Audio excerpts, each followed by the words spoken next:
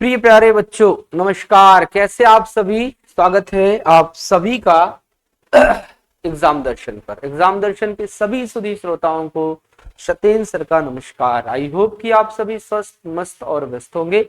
जैसा कि हमने आपसे कहा था, पिछली ही वीडियो में आपसे एक वादा किया था और तेरा वादा न पूरा हुआ, शाम से फिर सहर हो गई। आज खिड़की पे बैठे हुए आज फिर रात भर हो गई। दो दिलों को जुदा कर गई एक परदेश की नौकरी, वो भी पागल उधर हो गया, ये भी पागल इधर हो गई। तो इसी बात को मैं मजबूती से आप सभी के बीच में प्रस्तुत करने चल रहा हूं आज मिनरल्स के बारे में। क्या है खनिज लवण और कितने प्रकार के होते हैं, क्या इनका कार्य है, इनसे जुड़े कुछ महत्वपूर्ण फैक्ट हम आप सभी तक पहुंचाएंगे। और अगर आपको सेशन अच्छा लगा करे तो जरूर लाइक, शेयर और सब्सक्राइब जरूर कर दिया करे। अपने दोस्तों को भी बता दिया करे, स्टेटस पे लगा दिया करे। आज तक हमने आपके स्टेटस पे नहीं देखा कि आपने एग्जाम दर्शन को स्टेटस पर लगाया है। और ऐसा कुछ पढ़ना भी है तो फिर आप आ जाओ हमारे साथ। कहां पर? एग्जाम युग 24 पर। कहां आ जाना है? एग्जाम युग 24 पर आ जाइए, जहां आपके मिलेंगे सत्येंद्र सर। और हमसे जुड़ने के लिए 9336656440 पर बात भी कर सकते हैं और हम आपके साथ 24/7 बने रहे। ठीक है, आइए मुद्दे पर। मुद्दा यह है कि खनिज लवण है क्या। मेंस जो लिख रहे हो बच्चे, उनके लिए बहुत धाकड़ कंटेंट है, क्योंकि हम पढ़ाते इतना डेप्थ में है कि हमारा बच्चा अब चाहे मेंस लिखे, चाहे प्री लिखे, चाहे जो लिखे, उसके पास शब्दावलियों की कमी नहीं होगी, कस के नंबर मिलेंगे। सर, खनिज लवण वे अकार्बनिक तत्व हैं जो शरीर में वृद्धि, विकास, ऊतक निर्माण तथा विभिन्न शारीरिक क्रियाओं के संचालन के लिए आवश्यक होते हैं। उन्हें हम बोलते हैं सर खनिज। याद रखना कि खनिज क्या है। बोले सर, खनिज लवण का निर्माण शरीर में नहीं होता है। सोचो कि हमारे यहाँ प्रोटीन की तरह बन जाता होगा। ना ना ना ना ना, इन्हें भोजन के माध्यम से ग्रहण करना जरूरी होता है। बोले कि सर, ये जो खनिज लवण है इसकी कितनी मात्रा है शरीर में? तो मैंने कहा जी, शरीर में 4% होते हैं। कितने? चार चार, 1 2 3 4। बोले कि सर, शरीर में प्रोटीन, वसा, कार्बोहाइड्रेट, ध्यान दें, जल, ये सभी अगर आपस में मिल जाते हैं मेरे बच्चों तो ये अप्रोक्स 96% होते हैं। और वहीं 4% आपका खनिज हो गया। तो दोनों कितने हो गए सर?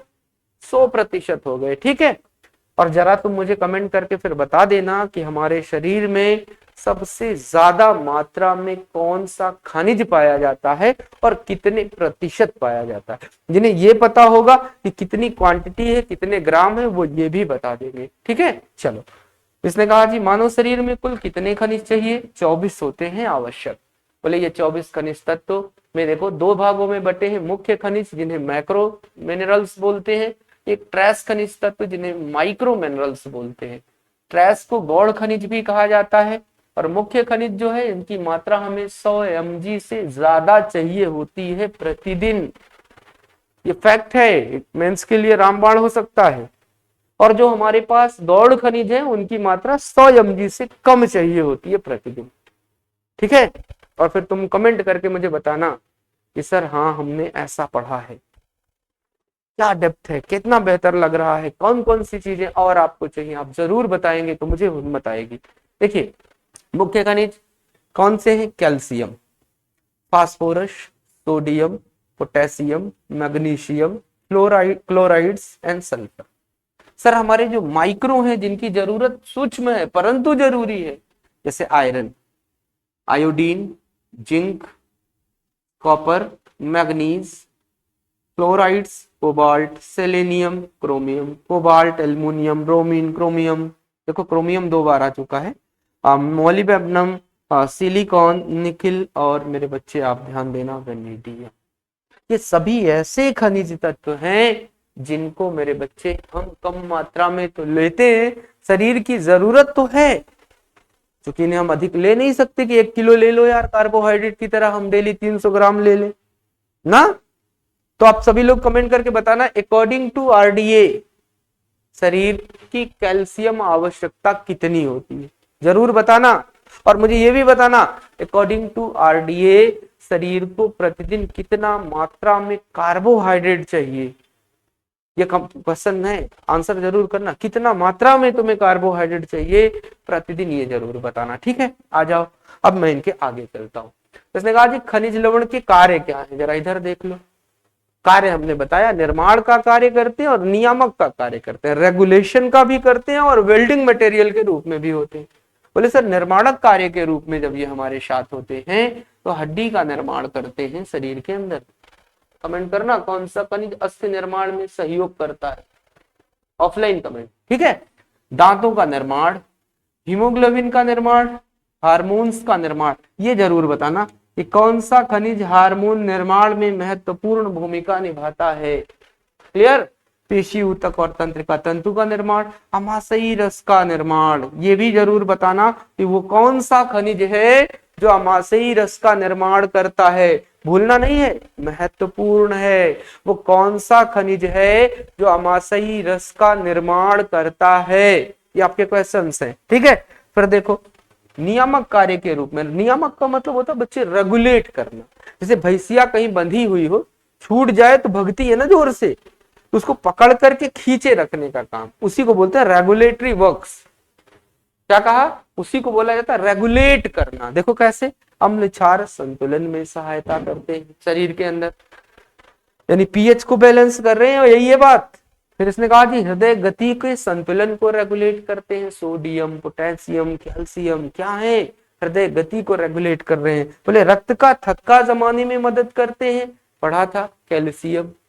अच्छा, रक्त का थक्का जमाने वाली मुख्य प्रोटीन का नाम जरूर बताना। क्या बता पाओगे आप सभी, बोलो यस या नो। उसके बाद मांसपेशीय संकुचन एवं प्रसारण पर नियंत्रण, मसल कॉन्ट्रैक्शन, आपने पढ़ा भी होगा कि मांसपेशियों के संकुचन में यदि वृद्धि हो जाए तो हो सकता है कि व्यक्ति हीट क्रैम्पस या हीट क्रैम्प्स से ग्रसित हो। अभी अभी तो पढ़ाया था हमने कल वाली वीडियो में, आप लोगों ने देखा होगा। और पुरानी वीडियो को भी आप लोग जाकर के अवश्य देखा करें, क्योंकि वो कहीं ना कहीं आपके अंदर एक संचार की व्यवस्था को मजबूती देगा। पुरानी जितनी वीडियो पड़ी हुई है ना, 5-5, 7-7 मिनट, 8-8, 10-10 मिनट की तो है ही यार, देख लिया करो, फायदा मिलेगा तुम्हें। एग्जाम हॉल में बैठोगे तब तुम्हें याद आएंगे सत्येंद्र सर। ठीक है, याद रखना। चलो, इसने कहा मांसपेशी संकुचन और प्रसारण में कैल्शियम, और मेरे बच्चे आप देखो फास्फोरस, पोटेशियम आप देख पा रहे होंगे, है ना। ठीक है, फास्फोरस है मेरे बच्चे। अब यहाँ ध्यान रखें, यहाँ देखो नाड़ी संस्थान की संवेदनशीलता को बनाए रखने में मदद करते हैं, सोडियम पोटेशियम कैल्शियम, देख रहे हो, देख पा रहे हो, जरूरी है ये पॉइंट। फिर बोला जल संतुलन में सहायक है, सोडियम पोटेशियम और क्लोरीन शरीर के अंदर वाटर बैलेंस का काम करते हैं, जल के संतुलन का कार्य करते हैं। सर ये बताइएगा सभी लोग कमेंट करके, हमारा क्वेश्चन है कि शरीर में जल के संतुलन को बनाए रखने वाले हार्मोन का नाम क्या है। क्या कहा, शरीर में जल के संतुलन को बनाए रखने वाले हार्मोन का नाम क्या है, ये बात जरूर बताइएगा आप सभी। उसके बाद देखो एंजाइम की सक्रियता में सहायता करता है, क्योंकि रेगुलेशन का ही तो काम है ना मेरे भाई। उसके बाद पाचक रसों को उत्तेजित करने में सहायता देता है।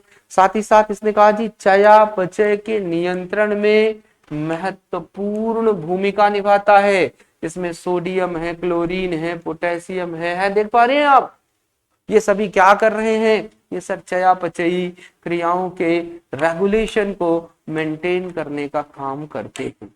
साथ ही साथ हृदय धड़कन को सामान्य बनाए रखने में मदद करते हैं। साथ ही साथ तरल द्रव्यों के परासरण दाब, ऑस्मोटिक प्रेशर को नियंत्रित करने में महत्वपूर्ण भूमिका निभाते हैं। और ये महत्वपूर्ण भूमिका क्या है सर, ये होते हैं खनिज के नियामक कार्य। अब मुद्दे की बात हमारी यहाँ पर जाकर के फंसेगी कि कौन कौन से खनिज कौन कौन से कार्य करेंगे। इसके लिए तुम्हें क्या करना पड़ेगा, डेप्थ में पढ़ना पड़ेगा, कैल्शियम को, पोटेशियम को, फास्फोरस को, है ना, सल्फर को, जिंक को, आयोडीन को, आयरन को, इन सभी लोगों को अलग अलग हमें करके मजबूती से पढ़ना पड़ेगा। उसके बाद बच्चे ध्यान दें, और ये सारी बात कौन बता रहे हैं, आपके अपने सत्येंद्र सर, एग्जाम दर्शन, नाम ही काफी है बच्चे। फिर देखो इसने कहा जी खनिज लवण की शरीर में प्रेजेंट कैसी है, यानी हमारे इस शरीर के अंदर मिनरल्स किस रूप में देखने को मिलते हैं। तो बोला जी 3 रूप उनके देखने को मिल रहे हैं हमें। बोले कौन कौन से? एक बोला सर स्वतंत्र रूप में देखने को मिलते हैं, दूसरे ने कहा जी कार्बनिक यौगिक के रूप में देखने को मिलते हैं, और तीसरे ने कहा कि सर जी यौगिक के रूप में देखने को मिलते हैं। तो आप सभी मुझे इस बात का कमेंट करना और बताना भी, इसका आंसर भी जरूर बताना कि सर स्वतंत्र रूप से और कार्बनिक यौगिक के रूप में और साथ ही साथ यौगिक के रूप में हमारे शरीर के अंदर ऐसे कौन कौन से खनिज हैं जो पाए जाते हैं, जरूर बताना कमेंट करके। ये लास्ट क्वेश्चन था और ये लास्ट बात थी। इसके आगे की वीडियो का इंतजार करिएगा। आपके साथ खड़ा हुआ है एग्जाम दर्शन, जो आपको मुफ्त में एक जरूरी सूचना देता है, प्रतिदिन कुछ ना कुछ अच्छा बताता है। और अगर आपको सेशन अच्छा लगा करे तो लाइक, शेयर एंड सब्सक्राइब जरूर करें, और अपने साथी संगी दोस्तों को भी बताएं कि चलिए एग्जाम दर्शन, वहां पर हम लोगों को मिलेगी फ्री में अच्छे खासे कंटेंट। तो आज के लिए इतना ही, बहुत बहुत शुभकामनाएं, बहुत बहुत धन्यवाद कि आप सभी का सिलेक्शन भी जल्दी से हो। थैंक यू सो मच बच्चों, thank you thank you thank you.